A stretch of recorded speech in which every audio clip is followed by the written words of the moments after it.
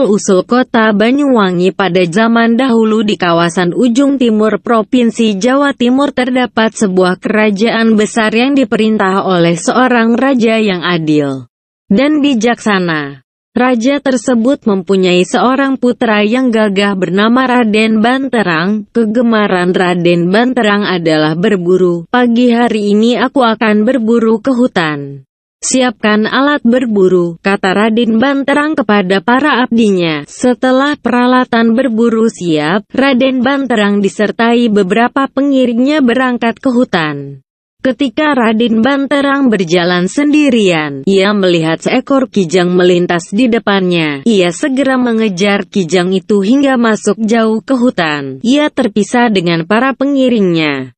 "Kemana seekor kijang tadi?" kata Raden Banterang. "Ketika kehilangan jejak buruannya, akan kucari terus sampai dapat." Tekadnya, Raden Banterang menerobos semak belukar dan pepohonan hutan. Namun, binatang buruan itu tidak ditemukan. Ia tiba di sebuah sungai yang sangat bening airnya. Segar nian air sungai ini. Raden Banterang minum air sungai itu, sampai merasa hilang dahaganya. Setelah itu, ia meninggalkan sungai. Namun baru beberapa langkah berjalan, tiba-tiba dikejutkan kedatangan seorang gadis cantik jelita. Seorang gadis cantik jelita. Benarkah ia seorang manusia? Jangan-jangan setan penunggu hutan, gumam Raden Banterang bertanya-tanya. Raden Banterang memberanikan diri mendekati gadis cantik itu. "Kau manusia atau penunggu hutan?" sapa Raden Banterang.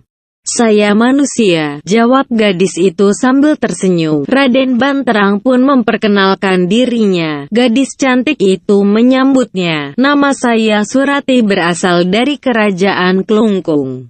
Saya berada di tempat ini karena menyelamatkan diri dari serangan musuh. Ayah saya telah gugur dalam mempertahankan mahkota kerajaan." Jelasnya, mendengar ucapan gadis itu, Raden Banterang terkejut bukan kepalang. Melihat penderitaan puteri Raja Klungkung itu, Raden Banterang segera menolong dan mengajaknya pulang ke istana.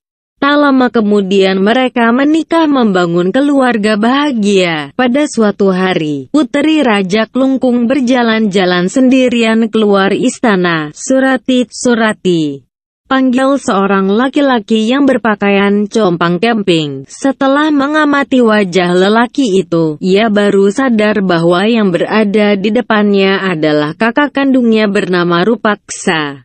Maksud kedatangan Rupaksa adalah untuk mengajak adiknya untuk membalas dendam, karena Raden Banterang telah membunuh ayahandanya. Surati menceritakan bahwa ia mau diperistri Raden Banterang karena telah berhutang budi. Dengan begitu, Surati tidak mau membantu ajakan kakak kandungnya. Rupaksa marah mendengar jawaban adiknya. Namun, ia sempat memberikan sebuah kenangan berupa ikat kepala kepada Surati. "Ikat kepala ini harus kau simpan di bawah tempat tidurmu," pesan Rupaksa. Pertemuan Surati dengan kakak kandungnya tidak diketahui oleh Raden Banterang, dikarenakan Raden Banterang sedang berburu di hutan. Tatkala Raden Banterang berada di tengah hutan, tiba-tiba pandangan matanya dikejutkan oleh kedatangan seorang lelaki berpakaian compang-camping. "Tuanku, Raden Banterang. Keselamatan Tuan terancam bahaya yang direncanakan oleh istri Tuan sendiri," kata lelaki itu. "Tuan bisa melihat buktinya dengan melihat sebuah ikat kepala yang diletakkan di bawah tempat peraduannya. Ikat kepala itu milik lelaki yang dimintai tolong untuk membunuh Tuan." Jelasnya, setelah mengucapkan kata-kata itu, lelaki berpakaian compang-camping itu hilang secara misterius. Terkejutlah Raden Banterang mendengar laporan lelaki misterius itu. Ia pun segera pulang ke istana. Setelah tiba di istana, Raden Banterang langsung menuju ke peraduan istrinya. Dicarinya ikat kepala yang telah diceritakan oleh lelaki berpakaian compang-camping yang telah menemui di hutan. "Benar," kata lelaki itu. Ikat kepala ini sebagai bukti kau merencanakan mau membunuhku dengan minta tolong kepada pemilik ikat kepala ini, tuduh Raden Banterang kepada istrinya. Begitukah balasanmu padaku? Tandas Raden Banterang. Jangan asal tuduh. Adinda sama sekali tidak bermaksud membunuh Kakanda, apalagi minta tolong kepada seorang lelaki, jawab Surati. Namun Raden Banterang tetap pada pendiriannya, bahwa istrinya yang pernah ditolong itu akan membahayakan hidupnya. Nah, sebelum nyawanya terancam, Raden Banterang lebih dahulu ingin mencelakakan istrinya. Raden Banterang berniat menenggelamkan istrinya di sebuah sungai. Setelah tiba di sungai, Raden Banterang menceritakan tentang pertemuan dengan seorang lelaki compang camping ketika berburu di hutan. Sang istri pun menceritakan tentang pertemuan dengan seorang lelaki berpakaian compang camping seperti yang dijelaskan suaminya. Lelaki itu adalah kakak kandung Adinda.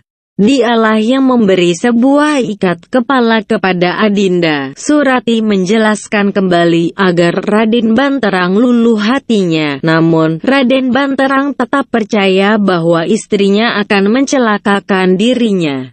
Kakanda suamiku, bukalah hati dan perasaan Kakanda. Adinda rela mati demi keselamatan Kakanda.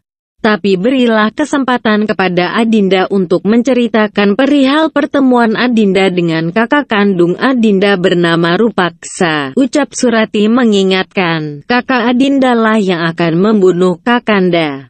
Adinda diminati bantuan, tetapi Adinda tolak. Mendengar hal tersebut, hati Raden Banterang tidak cair bahkan menganggap istrinya berbohong. Kakanda, jika air sungai ini menjadi bening dan harum baunya, berarti Adinda tidak bersalah. Tetapi, jika tetap keruh dan bau busuk, berarti Adinda bersalah, seru Surati. Raden Banterang menganggap ucapan istrinya itu mengada-ada, maka Raden Banterang segera menghunus keris yang terselip di pinggangnya. Bersamaan itu pula, Surati melompat ke tengah sungai lalu menghilang. Tidak berapa lama, terjadi sebuah keajaiban. Bau nan harum merebak di sekitar sungai. Melihat kejadian itu, Raden Banterang berseru dengan suara gemetar, istriku tidak berdosa, air kali ini harum baunya. Betapa menyesalnya Raden Banterang, ia meratapi kematian istrinya, dan menyesali kebodohannya. Namun sudah terlambat. Sejak itu, sungai menjadi harum baunya. Dalam bahasa Jawa disebut Banyuwangi. Banyu artinya air dan wangi artinya harum. Nama Banyuwangi kemudian menjadi nama kota Banyuwangi. Terima kasih subscribe Barini Tips.